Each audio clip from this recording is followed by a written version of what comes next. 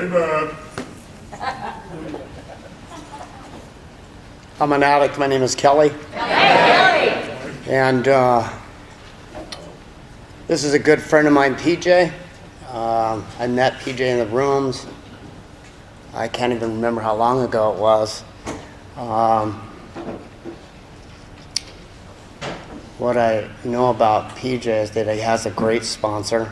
He lives the program of Narcotics Anonymous. I think the last time I saw PJ was at a celebration of life for a good friend of ours. I think it was his sponsee. I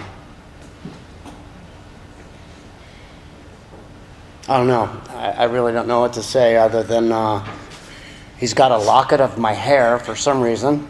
He has my he has my daughter's dog. I don't know, bro. Kind of trippy.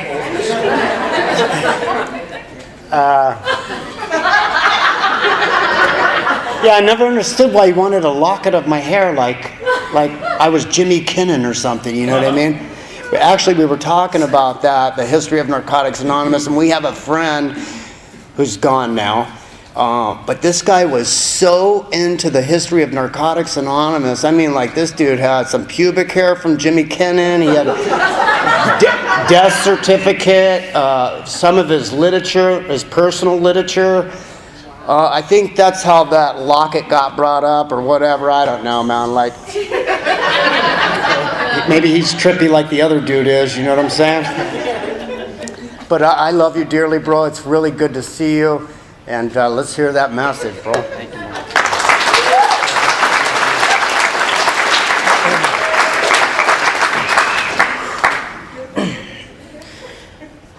I'm an addict. My name's PJ. I was starting to cry, so I'm glad you started talking about your locket of hair because I was about to lose it. But man, how powerful is that? I remember when I came into the rooms of Narcotics Anonymous. And there's one particular time that really sticks out to me. I was coming back into the rooms after a relapse. And I remember walking into this meeting. And man, I was walking into this meeting. I had so much shame and so much guilt. It wasn't even shame and guilt. I was freaking embarrassed, right? Because I have so much pride and I have so much ego. And I remember walking into this room. And it was actually the first meeting of Narcotics Anonymous that I'd ever been to. And relapse is a part of my story, and I'll talk about that a little bit, and I think it's important for me to acknowledge, and relapse absolutely does not have to be a part of your story. And I want to be extremely clear about that, and I'll talk a little bit about where our literature backs that up. But relapse is a part of my recovery, and it is a part of my story. And I remember I was walking into this room, and I come in straight off a relapse, and I don't know how you probably use the same way as me, but the last time when I went out, it messed with my brain so bad. I remember coming back into the rooms, and this lady looks at me and she says, you have brain damage, right? Because I couldn't even talk. I was, what we call it, gum bumping, right? So I wanted to talk, but the only thing that was moving was my gums, and I was just kind of, I'm sure you've heard it before, right? I can't be the only one, right? But so this lady looks at me and she goes, you got brain damage. And I'm like, no shit, right? I can't even freaking talk. Of course I have freaking brain damage, right? And so anyways, I remember walking back into this meeting, and I sit down, and they're asking for the newcomers to introduce themselves and things of that nature. And I said, I'm an addict. My name is PJ. I'm looking at the ground. I didn't have it in me to look up. That's how shameful it was, and how bad my pride had been beaten up by this disease. One more time, right? I don't know about you, but that's what this shit does to me, right? It beats the freaking shit out of me. It beats the shit out of me. And I remember coming back into this meeting and looking at the ground. They asked for the newcomers, and I raised my hand. I said, I'm an addict. My name's PJ. I'm a newcomer, and I need help. And I remember the room exploding, kind of just like this room did. And everyone said, hey, PJ, welcome home. Right? And how powerful is the Fellowship of Narcotics Anonymous?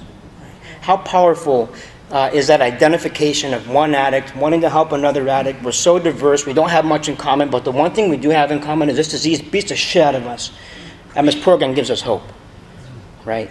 And I remember coming into that meeting, and once people said that, and once I heard that, I began to look up a little bit, right? I still couldn't look you in the eyes. I still hadn't worked the steps. The program of Narcotics Anonymous wasn't personally doing anything for me at that time, but the Fellowship of Narcotics Anonymous was doing so much, right? And from my first meeting to that meeting, to every single meeting I go to any time I get a chance to speak, whenever somebody says their name and we identify through the program of Narcotics Anonymous by just saying, hey, welcome home, right? And saying the name of the person and saying we're an addict and acknowledging that, we begin the process of recovery to begin to happen in our lives. I remember walking out of that meeting, and I walked outside, and I was in the parking lot, everyone smoking, kind of hanging out, and I look across the street, right? And that meeting actually used to be in my old neighborhood, right? And I'm in the meeting, we walk out, we're kind of hanging out, and I see a few of my homies hanging out across the street, right? And so, of course, being the good addict that I am, right? Even though I just came from a meeting and we're all spiritual and talking good shit, right? I come out of the meeting and I see the homies across the street, and I'm like, all right, cool, So I pull my socks up a little bit, get my strut on, start walking across the street. You know how we do it, right? And I remember walking over to those group of the homies, and they're kind of just chopping it up, and we kind of start talking or whatever, and they're like, hey, what are you doing? And I was like, oh, I'm over here in this meeting. Like, what kind of meeting? I'm like, oh, I'm over here in the NA meeting. I'm gonna get clean, right? I'm gonna do this shit. And I remember this vividly. There's a few things I remember vividly in my recovery that are turning points for me.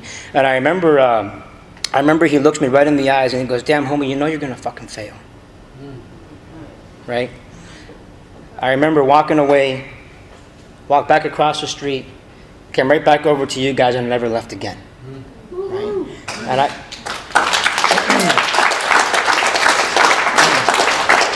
And I remember for a little bit of time just only staying clean because the homie told me I was going to fail, right? And I remember no matter what, I'm not going to pick up just because he tells me I'm going to fail. I'm going to freaking prove him wrong, right? But the fellowship of Narcotics Anonymous means so much to me, right? Because here was the thing. When I was early in my recovery, when I first started coming around here during that meeting for a long time after that, I'm going to admit it wasn't the program of Narcotics Anonymous that was keeping me clean. Right? Because I wasn't being of service. I hadn't worked the steps. I hadn't worked with traditions. I hadn't really done anything that, I regard as the program of Narcotics Anonymous. But what kept me clean was the fellowship of Narcotics Anonymous. Right? And I'm so thankful for that. Right? What kept me clean was coming to meetings and hearing about what you were talking about. Hearing about your lives, hearing about your jobs, hearing about your wives, hearing about all these different things that you were doing in your life. Right? The person that was making the coffee. The person that was picking up the cigarette butts, the speakers at the meeting, right? The Fellowship of Narcotics Anonymous is what kept me here long enough to allow the program of Narcotics Anonymous to begin working in my life, right? And that's why this fellowship and that's why this program is so important to me because, I don't want to come up here and sound like a preacher, but I get passionate about this program, right? And it's my responsibility to come up here and carry the message of Narcotics Anonymous to the addict who still suffers, right? And so around here, or at least where I'm from straight out of Esco, right? So when I was doing recovery, sometimes there's controversy. And here's the thing about the spiritual principles of Narcotics Anonymous is we're never in controversy, right? And so some people say around here there are no guarantees. Right? You're not guaranteed to stay clean. You could pick up tomorrow. No matter what you say, you could use somewhere down the line. Right? Well, I just want to kill that because that's an absolute lie. Right? There is a guarantee. And it talks about it in our basic text. It says, we have never seen a person relapse who lives the program of Narcotics Anonymous. Right? And for me, that's a three-part part. Right? That's the Fellowship of Narcotics Anonymous. That's the program of Narcotics Anonymous. And that's a loving God that I do business with. Right? And so the thing about it is, if we work this program, and we live this program, through my experience and through the experience of our literature, is we have never seen a person relapse who lives in the Narcotics Anonymous program. People talk about if you go in the barbershop, you're going to get a haircut. Bullshit. If I don't pick up, I'm not going to get freaking loaded. Right? And if I live the program on Narcotics Anonymous, if I work the program on Narcotics Anonymous, and if I keep doing business with a God of my understanding, I know there's a guarantee that I'm going to stay clean. Right? And that's how I choose to live my life today. Right? I want to thank you to the convention committee for bringing me out here and giving me an opportunity to be of service. It means so much to me. Not only is it an honor, but it's a responsibility, like I was talking about a little bit earlier. I look at it as, I have an absolute responsibility to carry the message to beatic still sufferers. Right? Not only is it an honor, but it's a responsibility that I carry with pride, and it's a responsibility that I take very, very seriously. Right? Because I know when I come up here, I could either be saying something from our literature that helps somebody stay clean and rocket launch himself into long-term recovery, right? Or I can come up here and spoil a bunch of BS, and I could say something that ultimately causes somebody to walk out of this room and never come back, right? And I don't want that on my shoulders, right? So, I was talking, when I get a chance to speak and when I get a chance to share, I don't speak too much about my war stories or too much about, what I used or how I used or whatever the case may be, because, I don't think that necessarily matters. We identify as addicts, right? I do like to speak a little bit about what it used to be like and how bad that insanity was for me. And that moment of clarity that brought me into the rooms of Narcotics Anonymous, and some of that time when I came into the rooms and made the decision to relapse and then came back. I think that's a very important part of my story. But I'm not going to stand up here tonight and talk too much about what I used or who I used with or any of that kind of stuff, because I don't really think it matters. Right? What I think matters is my experience in the rooms of Narcotics Anonymous, how I got clean, how I stay clean, and where I want to go through the program and through the fellowship of Narcotics Anonymous. Right? But for me, growing up, a part of my story as well is I'm adopted. And man, my parents are my parents, bottom line, right? But it's interesting because I was adopted and my parents are white, and I'm obviously not white, right? Right? And I'm obviously not tall, so I can't be white, right? So, for me, I believe that I was born with this disease. Right? And I really didn't know it growing up, and it took me a long time to understand it, and only through working the steps and getting to know myself and coming in conscious contact with a higher power that I do business with, that I was able to kind of realize that over time, right? But a part of my story is I was adopted. My parents are freaking awesome. They did the best they could to raise me. But I remember growing up, and I remember always feeling different. Right? I remember always feeling different, and I remember always looking different. Right, and the best way I can describe it would be, if I was sitting over here, I was never content, right? No matter how good my life was, right? If I was sitting over here and my life was good and my parents were giving me everything I needed and things of that nature, for some reason I wanted to be sitting over here, right? And my parents were providing for me, and I had a good life. No matter how good it was never good enough, because I always wanted something else, right? And what I call this, and what I learned through working steps, is I had this hole, I had this pit inside me, ever since I can remember, right? And I had this pit inside me, and I remember spending my entire life until I got into recovery, and actually this still kind of comes into play today when I get stuck in my self-will. But I remember having this kind of like this hole in my stomach, right? And what I learned is I could do certain things that would make that feeling go away, right? And so whether it was at a young age, it started with stealing, right? It started with lying. It started with hurting other people, right? At the time it was maybe really petty stuff. But over time, it would escalate into all-out insanity. But I remember growing up, and I always had this hole that was inside me, right? And so I used to go down the street. There used to be stores down the street from my house, and it's not this way anymore. But yeah, and I'm sure people can relate to this. But growing up, you just go. Right? Your parents just let you go, and they trust you, right? When the street lights come on, you're supposed to come home, right? Maybe you come home, maybe you don't, right? But that's just the way it used to be. And I remember I would go down the street to the local stores, and I would fill my pockets up with all kinds of stuff. And when I did that, it made me feel good inside, right? And I would not only steal stuff for myself, but I would steal stuff from my parents, right? And I would come home, and I would give my parents these gifts, right? These little gifts, and they'd be so happy, but they'd really be like, "You ain't got no money. How did you buy that stuff?" Right? And I didn't know. I was a good addict, thinking, I'm giving my parents gifts, right? And so when I would steal, I would feel good, right? I would feel good. I wouldn't feel anymore. When I would come home and give those things to my parents, I would feel good, right? For a short period of time. And then, the next morning or whatever the case may be, that I wake up and the void was still there, right? So I would do it again, and I would do it again, and I would do it again, right? And that's the way I went throughout my life, right? Whether it was stealing, and been escalating to smoking cigarettes, been escalating to drinking, been escalating to other drugs, or whatever the case may be. That's kind of how I filled that void, right? And that's how I live my life. So I remember the music's kind of changed nowadays. I don't know why. I don't know what they're doing with the music. That doesn't really have anything to do with Narcotics Anonymous, but the music kind of changed. But when I was growing up, I grasped onto some of this, like gangster rap, right?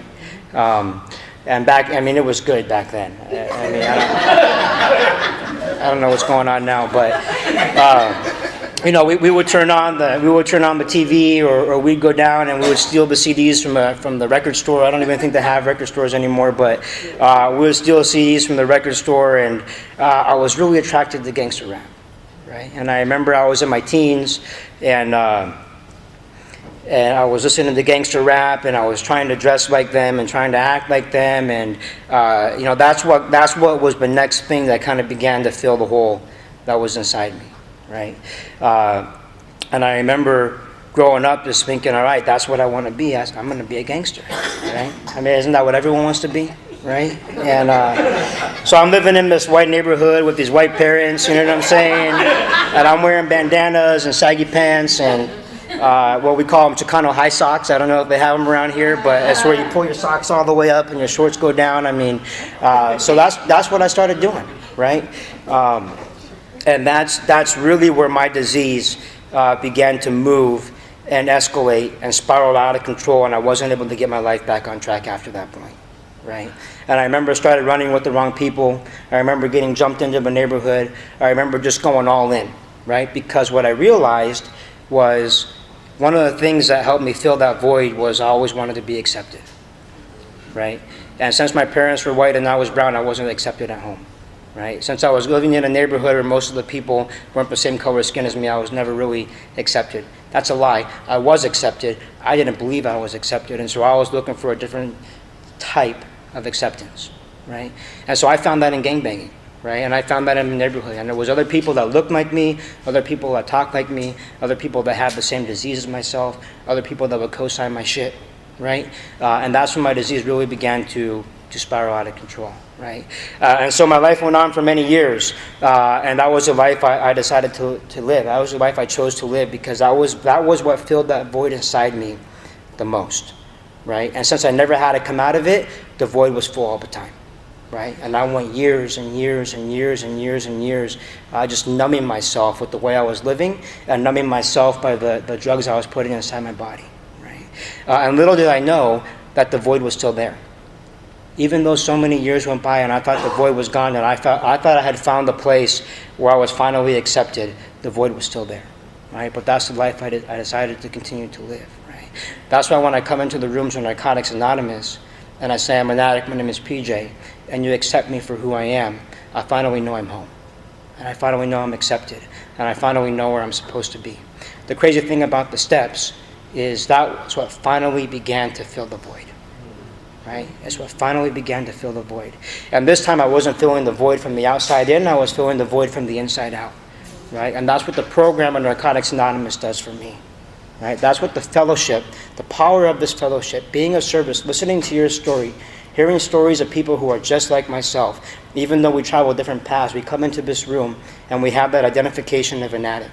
And we have that same purpose, that same goal, that we're trying to find a way to change our lives and to better our lives. That's why this program was when I got here, I finally knew I was home, right? So I got into the rooms of NA, and I kind of had like 1 foot in, 1 foot out, right? And that's how I began my recovery. Like I was here, but I wasn't here. I was kind of here. And I remember coming into the rooms and I was like, all right, cool. Well, let me get honest, right? So where my disease took me, I was so tied up in that lifestyle and the choices I had made because of that lifestyle. I was really at the end of my road, right? They say your bottom is this or your bottom is that. My bottom is like when I stopped digging, right? And I remember where my disease had taken me, and I was so deep within this lifestyle, and I had made so many quote-unquote mistakes based on the way I was living that I really had no more choice. I had messed up so bad. I had finally been accepted into this lifestyle that I wanted to live, right? And man, I even screwed that up, right? I even screwed that up. And I was at this point in my life where, I remember I was in a room and I owed someone money, and things had just escalated so bad. And I swear to God they were going to kill me. I swear to God. I was like, oh man, this is it. This is it. Right? And I remember sitting in this room, and I remember I was sitting in this room with 3 of my homies, and they had guns and I had guns, and shit escalated, and they took my gun because I'm not very big, right? But the crazy thing about it was they let me walk out of that room when they weren't supposed to. They let me walk out of this room when they weren't supposed to. And I remember thinking, oh, this is it, man. Like, I can't stop, but I can't do this anymore. Like, I absolutely can't stop, but I can't do this anymore, right? And so I got into the rooms on Narcotics Anonymous, and I was one of those guys that had 1 foot in, 1 foot out, right? This is exactly my train of thought was, I started, I thought I started working with a God, but I really hadn't. And I would come to all the meetings, and I got some people from my support group here to keep me honest. I would come to the meetings, and I would share at every meeting, right? Every meeting, right? And I was working the steps, and even if I was only on step 1, man, I would come up here at the meeting, and I would raise my hand, and I would want to share, and I would share everything that I thought I knew that I really didn't know about step 1. I was so damn proud that I was on step 1. Right? And then I would do the same thing about step 2, and the same thing about step 3, right? And I remember I had 1 foot in, 1 foot out, and the way I was looking at this is I was telling God, I thought I was telling God, right? Okay, check this out, God. I need your help. I don't want to use anymore. I'm not going to use, so just help me with that, right? But the rest of this shit over here, I got it. Right, so you take this, and I got this covered, right? I got it covered, right? So my sex life, leave it alone, right? It's cool. I got that, right? It's cool, all right? My game banging, leave it alone. I'm still gonna think I'm hardcore or whatever, but yeah, I need you to help me stop using. But I'm still gonna dress and talk and act like this, and I want people to still think that this is who I am, right? Because I have this persona about me. Same thing with stealing, right? I remember I was clean. Quote unquote, working a program, going to meetings, things of that nature, but I would go down to the store and I would still steal my razors, or steal this or steal that, right? And what I was doing was I had 1 foot in, 1 foot out, and I had this guy that I used to run with, and this is how this program works for me, and I love when our literature talks about how big of a strength our diversity is, right? Because when I got here, I told you that this is really where I finally knew I was home. I was finally accepted. But it was kind of weird at the same time because there was so many people, so many different people from so many different ways of life that had so many different likes, but talked so differently. And we were so diverse, right? And that was different for me. But our literature talks about it. It says our diversity isn't a weakness. Our diversity is one of our biggest strengths, right? We need all these people here, right? Because the broader our base, the bigger the point of freedom, right? And the more people we get involved in this program, the more people we get involved in this fellowship, the more people we bring in and they don't go back out, the broader that base gets and the higher that point of freedom gets for myself and the higher that point of freedom gets for everyone in our fellowship. And I love that about our fellowship, right?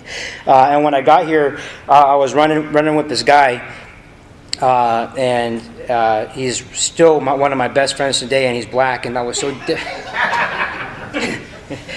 that's just it was so different for me. Right, but the crazy thing about it was, like we just locked arms. Right, from the day I met him, like we locked arms.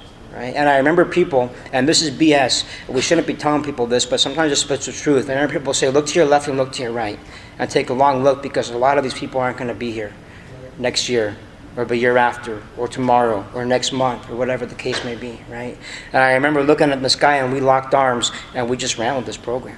Right, we just freaking around with it, and this is one of my best friends today. But I remember when I was running with this guy, I used to always tell him, I was like, oh, I'm going to get clean for a little bit. I'm going to put on some weight. I'm going to get my charges dismissed. I'm going to do this. I'm going to do that, whatever the case may be. But I told him, one day, I'm going to go find my ex-girlfriend, right? I'm going to find her, man, because I got some unfinished business, right? I'm going to find her. I'm going to get some dope.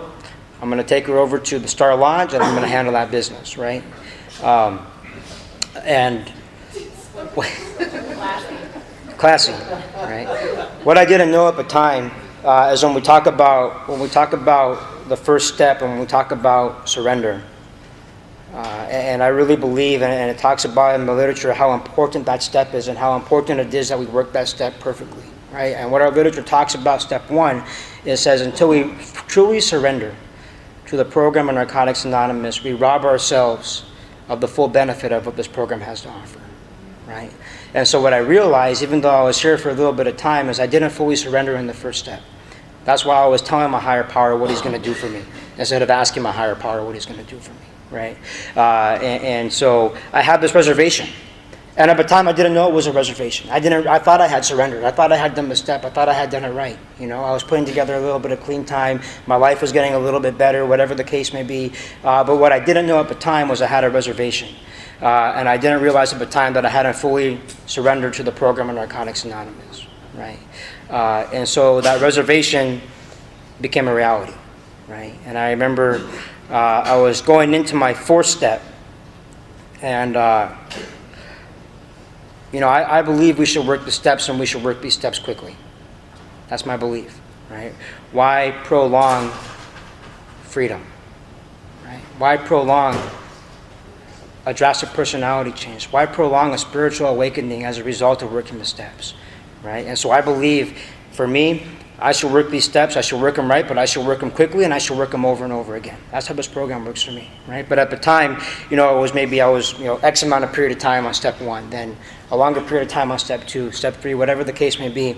And what happened to me was, because of this reservation that I had, I began to stall out at the fourth step, right? And I remember I was on my fourth step, and it was going on and on and on and on and on, and I was still working on my fourth step and things of that nature.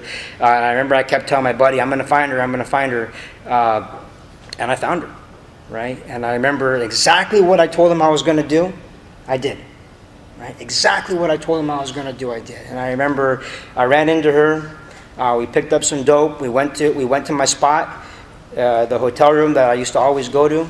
I got loaded. I handled my business, and my disease picked back up exactly where it left off. Right?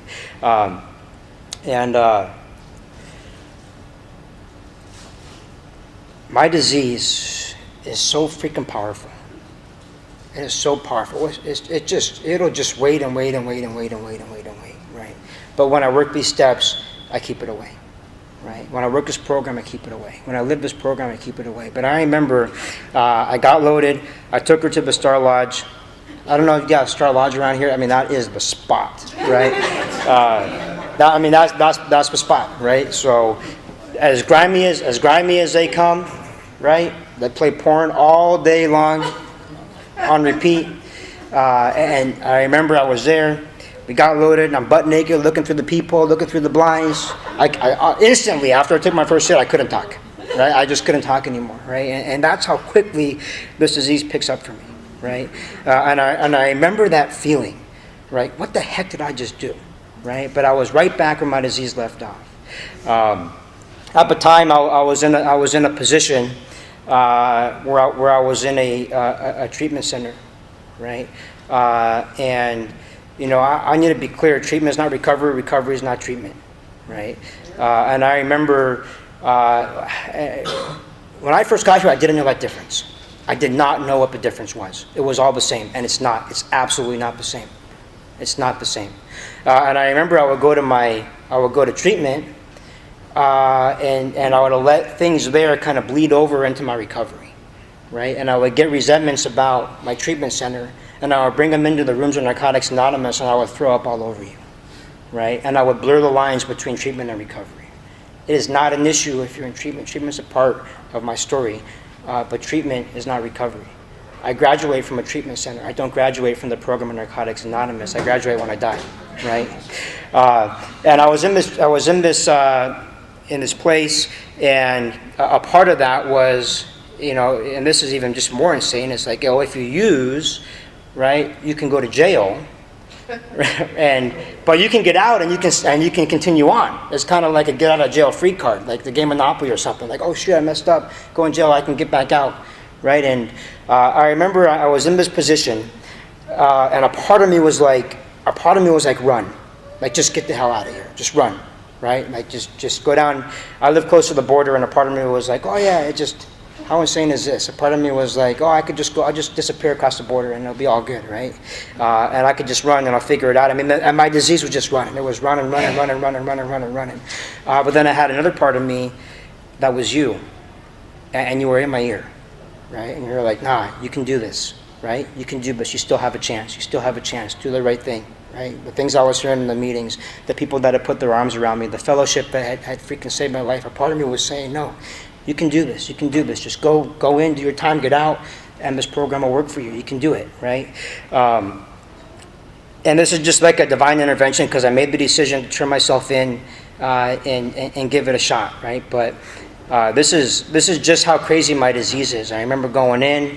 I was getting ready to go in, and I was like, oh wait, I can't stop using yet. Right, I gotta keep using. Right, that's how this disease works for me. And I was thinking like, I'd never gone to jail and like knew I was going to jail before, so I kind of had a leg up on this thing. I was like, oh man, I can prepare myself accordingly, right? So I got my little care package. The homies hooked me up with a little care package, and I put it up, and I had a little, you know what I'm saying? Like, come on, you've never done that before. Give me a break. So I went in, and I remember I put a lighter. I put a pipe, and I put dope, right? Bam! And I remember going in, I know I said in the beginning I'm not going to talk about war stories, but this is a very important part of my recovery because I remember going in, and the crazy thing about it is my disease took me right back to exactly where I knew it would take me. It takes me back to the same place every freaking time, right? Where I'm hopeless, I'm beat up, I'm full of shame, and I'm back in jail, right? And I've let all the people around me down one more time, right? And I remember going in, and I grabbed my mattress, and I'm cruising in, and I got the dope, and the crazy thing about it is I talked to you about how important it was for me within my disease to be accepted, right? And how I feel that void from the inside out. And I remember going in, and to put it simply, like in my mind, I was a man, right? Because I was coming in with the dope. I was going to go in, and I remember going in, telling the homies, oh man, I got dope. You're not going to believe this. Let's go. And we go up into the cell, and they're like, oh, where's it at? And I pull it out, pow, right? Unwrap it, and we just start smoking. I mean, we were smoking shit, right? We were literally smoking shit, right? I am not even going to lie. I didn't wash my hands. We didn't wash it. We just smoked it all, right?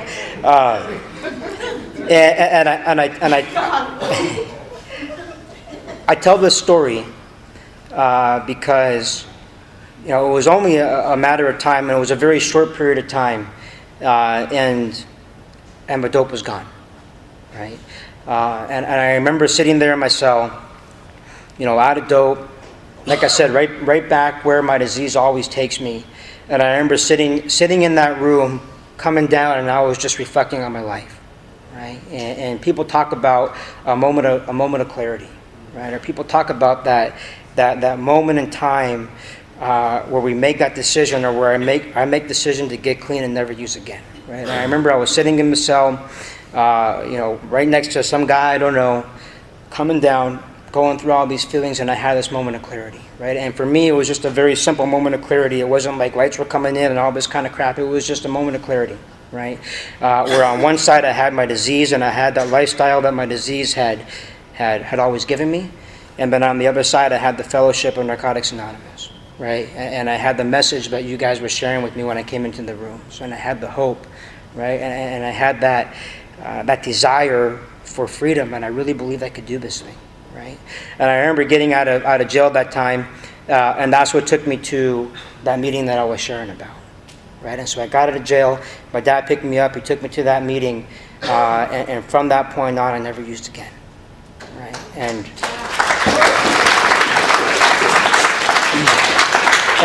that's how my true recovery began, right? That's where my true recovery began.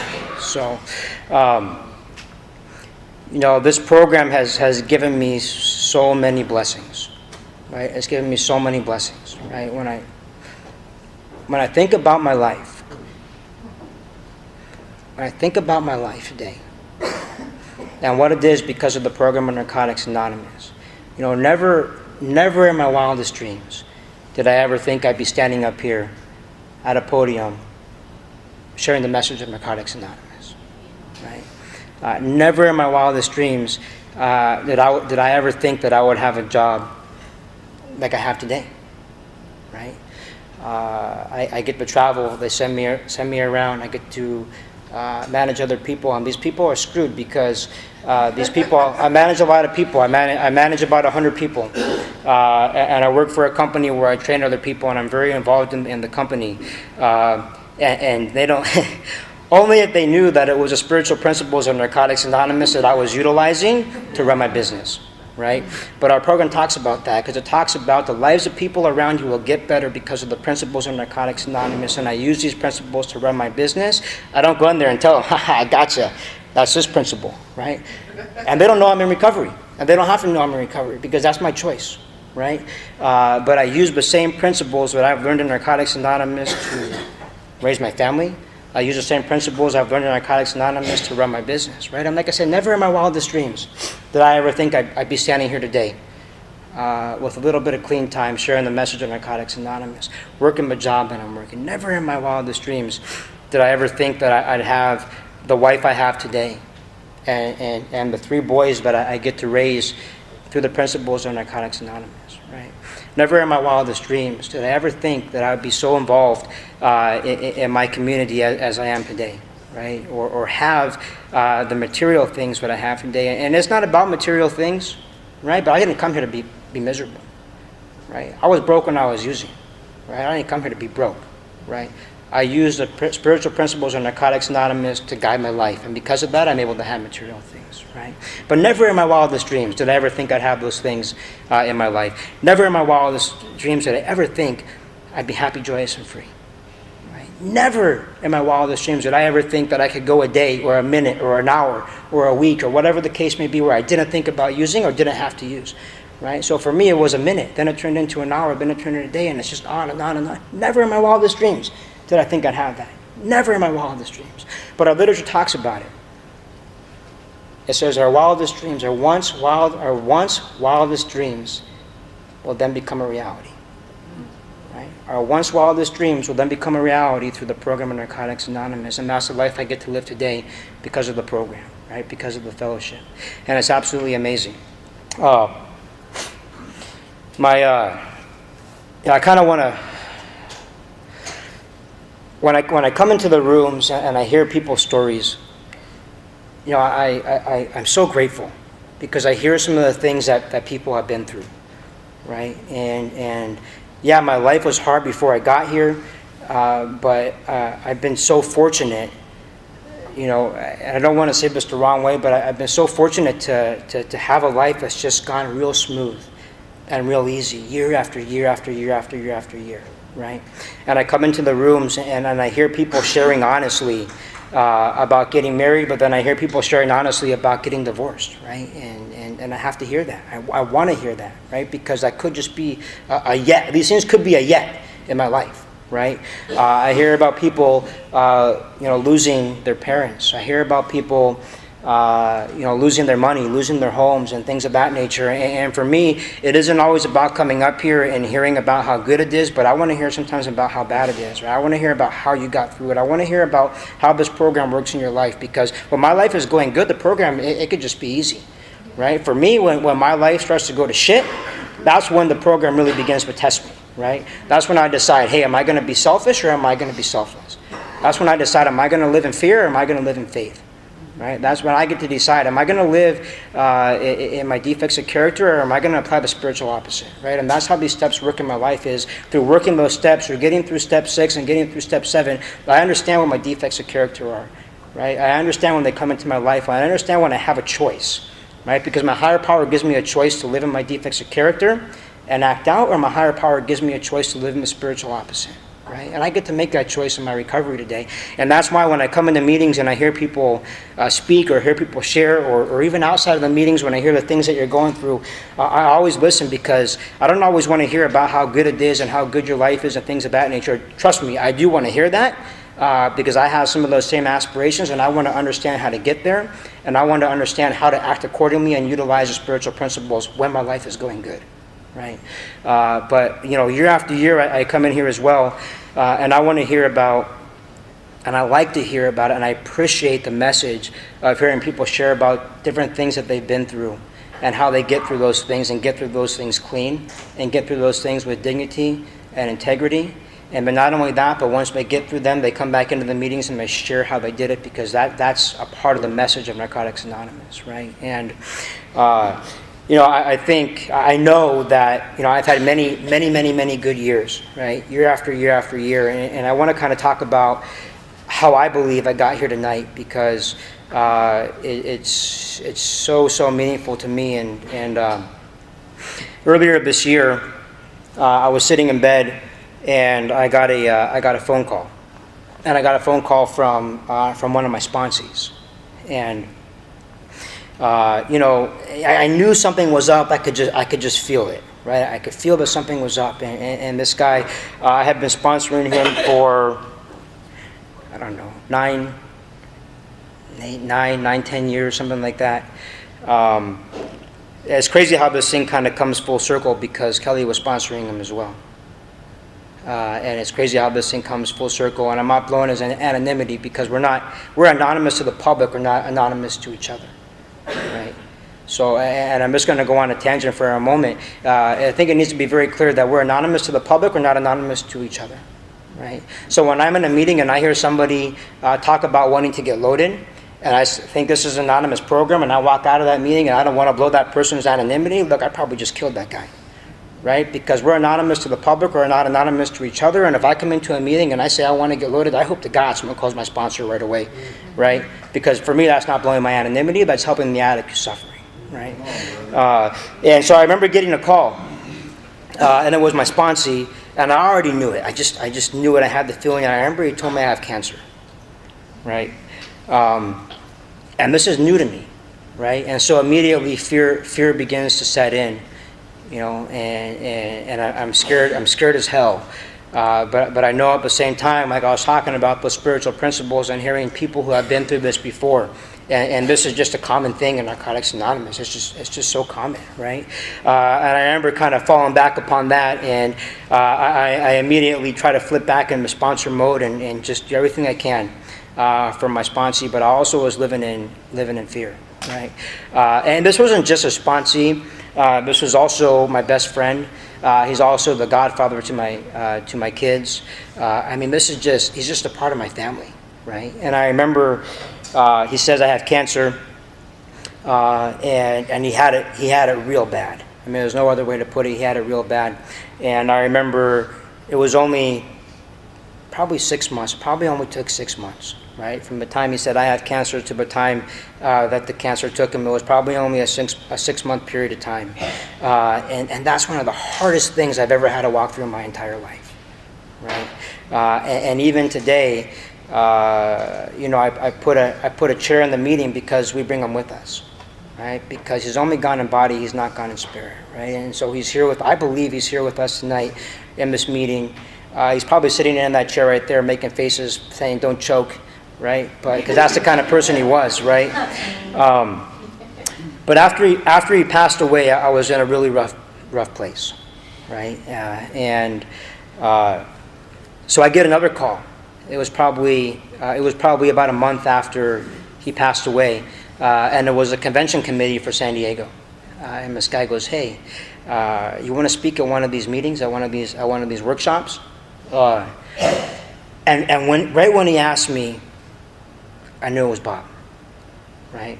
I knew it was my higher power, and I truly believe it was my higher power working through my sponsee to do for me what I couldn't do for myself, right? Because he knew how I was taking it. My God knew how I was taking it, and he was like, hey, this is exactly what you need in your recovery to get through this, right? And so of course I said, actually I didn't. I said, let me check my calendar. I said, let me check my calendar real quick, and I'll get back to you, right? I mean, this is just how it works for me, right? I was like, oh yeah, all right, I want to, and then, I start to get inside my head. I'm like, oh, let me check my calendar, whatever the case may be. And I was like, all right. I called him back. I said, yeah, I'll be honored to be of service. I'll do it, right? And so I went into that. I went to that convention and I went to that meeting, and I needed it so bad, right? And I truly believe that, once again, this was the fellowship. This was you. This was my higher power. This was my sponsor working through my higher power to get me to exactly where I needed to be at that time, right? Because when I was growing up and going in my disease, I believed in coincidence. And in the program of Narcotics Anonymous, I don't believe in coincidence. My higher power is always there. He's always there showing himself to me, right? It's upon me to put my head up and look for my higher power. And sometimes I see him directly, and sometimes I see him through other addicts, and sometimes I believe I see him through my sponsee, right? But I also truly believe that this was my higher power. This was the program. This was the fellowship doing for me, putting me back right into the middle of the herd, exactly where I needed to be, right? And I look at this program, or I look at this fellowship, and this was something that was taught to me early in my recovery, right? I don't know about you, but I go through so many things, but there's just certain things that happen to me in my recovery that just stay right there, right? Some stuff comes in and goes out, a lot of it goes in and goes out, or whatever the case may be, but there's certain things in my recovery that just stay right here, right? When my homie said, you're going to fail, you're not going to make it, boom, right here. Certain things that people say that I know I'm going to need later, boom, right here, right? And they just stay there as tools for me to pull out and use them when I need them in my recovery, right? And so I look at this thing as a herd, right? And this was something that was taught to me earlier in my recovery, and I just never forget it because it's so important to me. Is this is like a herd of elephants, right? And in the wild, right? I guess this is, you have to watch National Geographic or Animal Planet. Not affiliated with Narcotics Anonymous, but you can watch it and you'll probably see it, right? But I look at this fellowship as a herd of elephants, right?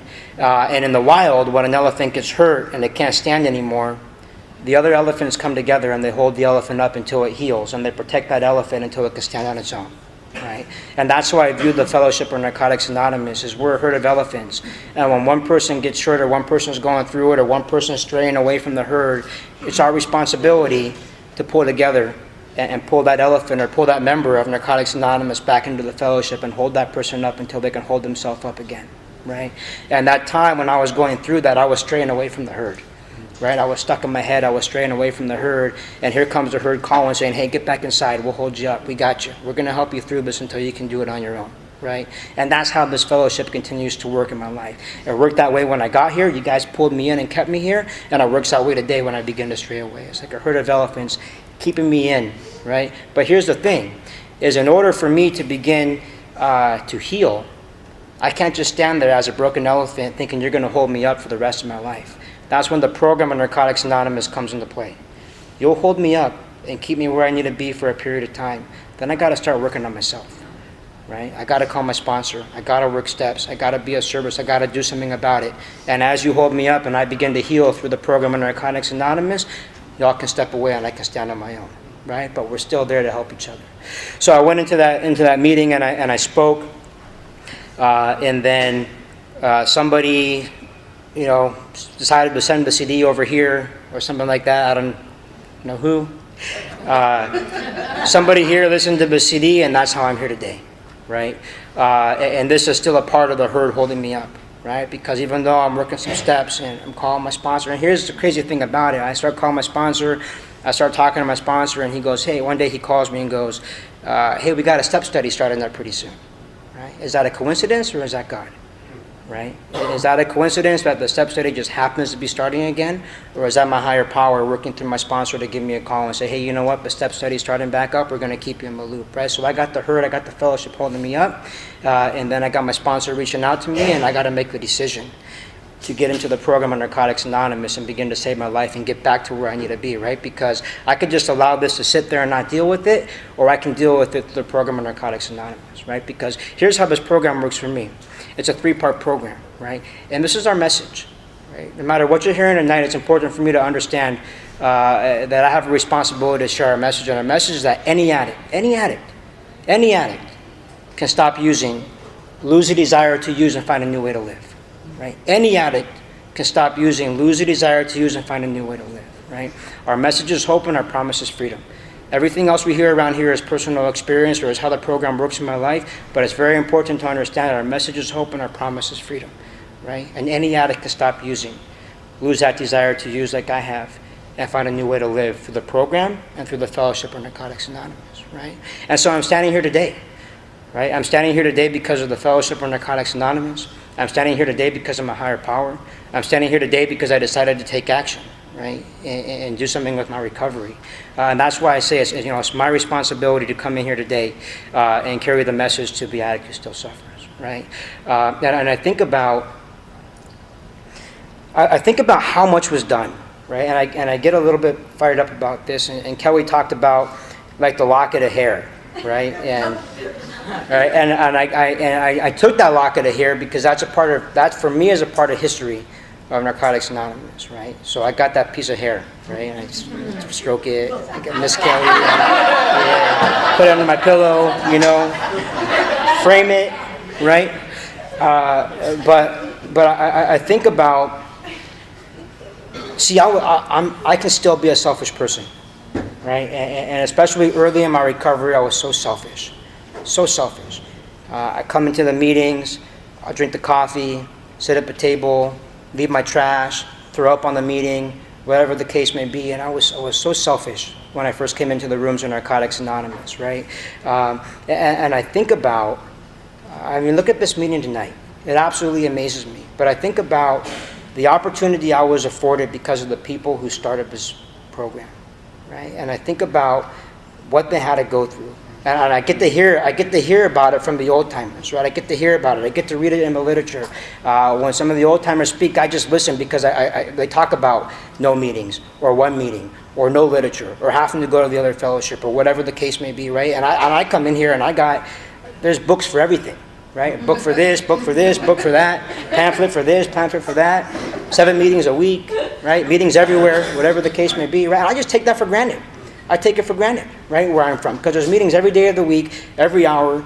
There's never not a meeting, right? And there's people with clean time everywhere, right? And everyone's just a phone call away, right? But I think about, and I'm so grateful for all the people that went through the blood, sweat, and tears to give me an opportunity to partake in this program and change my freaking life, right? Because if it wasn't for this program, like if people really hadn't gone through what they went through to give me a chance to get clean and stay clean and set the table for my recovery, who knows where I would be, right? Because this is the only thing that works for me. This is the only thing that I found that works for me, that allowed me to fill that void from the outside in, to find a God in my understanding, and to begin to get into recovery and change my life. Right? And so I think about that and I'm grateful for it, right? And I like to call it the NA Malcolm Mat, right? And I look at it this way. I look at it as, when we come through that door, or when I come through that door, and when I first came through that door, there was a welcome mat all laid out, right? And that was the foundation upon what this program was built on. That was the blood, sweat, and tears that people put into this program to give me an opportunity to stay clean, to get clean, to change my life, right? And I remember coming to the rooms and I would just, muddy, wipe my feet on that welcome mat, kick it around, take advantage of it, sit into this program, listen to the rooms, and just take. And take and take and take. And take and take and take and take and take. And take and take and take. Right? It's my responsibility.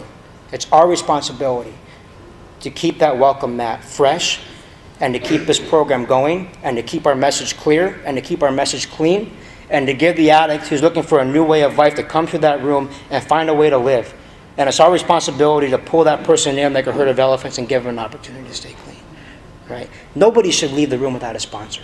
Nobody should leave the room without a phone list. Nobody should leave the room without a clear path of what's going to happen next. Like, I take that responsibility, and we take that responsibility. And when we talk about our base and we talk about our symbol, right? If a person walks through that room and then walks back out and never comes in again, shame on me. Shame on us.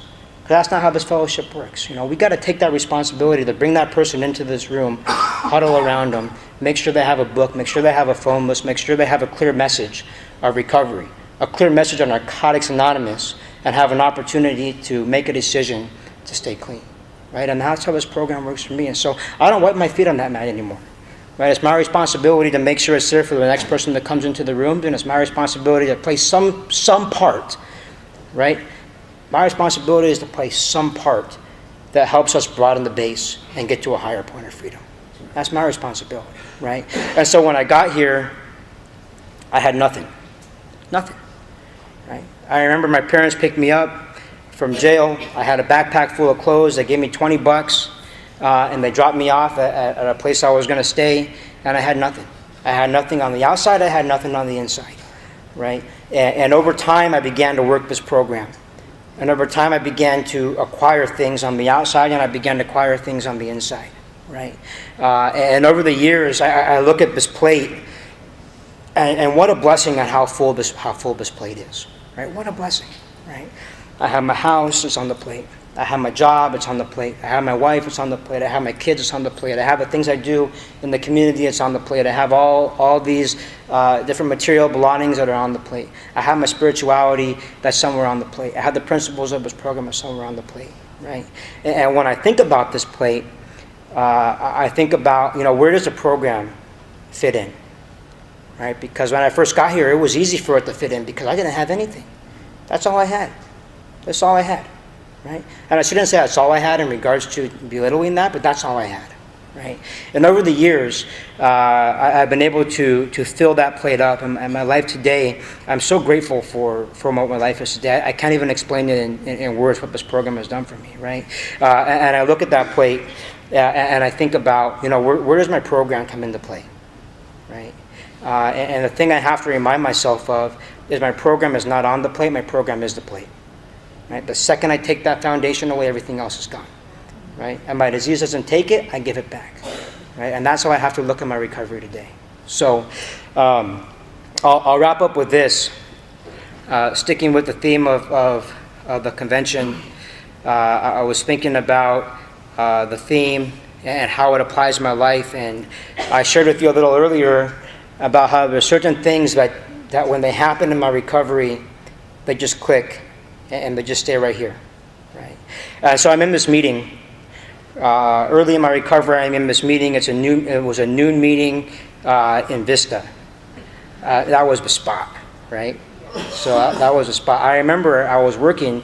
I would work, and I would put up the "We'll be back from work," right? Because I'm the good addict early in my recovery, right? And I would never miss that meeting. I couldn't miss it, right? And I remember I would go to this meeting. I put the sign up for work. We'll be back in an hour, but I would put the sign up like 15 minutes more because it would really be an hour and 15 minutes, but I could only go for an hour, and I would go to this meeting. And this is one of those meetings where it was like a share-a-thon. Right? Like everyone wanted to share. Right? It was an hour meeting, and it was a great meeting. It was so fundamental to my early recovery. And I remember I was in this meeting, and the person who's leading the meeting picks the topic, right? And he says, God's will, right? And then he doesn't share. I mean, you can't do that, right? I mean, you're gonna pick a topic. You're supposed to share, right? But he picks the topic. He says something about the topic, God's will, and it went silent. And I had never heard this meeting be silent before, right? It was silent. I kid you not, it must have been silent for like 5 minutes, right? It must have been silent for like 5 minutes. When we think about the 11th step, and we think about the theme of this convention, it says we thought through prayer and meditation to improve our conscious contact with God as we understood Him, praying only for the knowledge of His will for us and the power to carry it out. Right? That's what I think about when I think about the theme of our convention and kicking this thing off, right? And it takes me back to that meeting. And I remember I was sitting in the meeting. It had to have been 5 minutes, right? And I wasn't going to say anything. You know what I'm saying? Like, because the crazy thing about it, coincidence or God's will. Like that's what I needed at that time for my recovery, because that's what I was struggling with, and that's what I really needed to hear, right? And so we're sitting there. It's quiet. Nobody says anything. Kelly stands up. He walks over to the literature table. He grabs a book. He turns the book to page 112. We see that regardless of the presence or absence of material success in our lives, we can be content. We can be happy and fulfilled with or without money, with or without a partner, with or without the approval of others. We've begun to see that God's will for us is the ability to live with dignity, to love ourselves and others, to laugh and to find great joy and beauty in our surroundings. Our most heartfelt longings and dreams of our lives are coming true. These priceless gifts are no longer beyond our reach. They are, in fact, the very essence of God's will for us. Right? So when I think about God's will for us, it's not a mystery. It's clear. It's in black and white in our literature. Right? Now, when I think about this convention and when I think about prayer and meditation, I don't think about morphing my will into God's will. I think about aligning my will with my higher power's will. Right? And that's how this step works for me. Right? I pray to my higher power, and I ask him for guidance, and then I meditate, and I look for the answers. And that's how this step works in my life. Thanks for letting me share.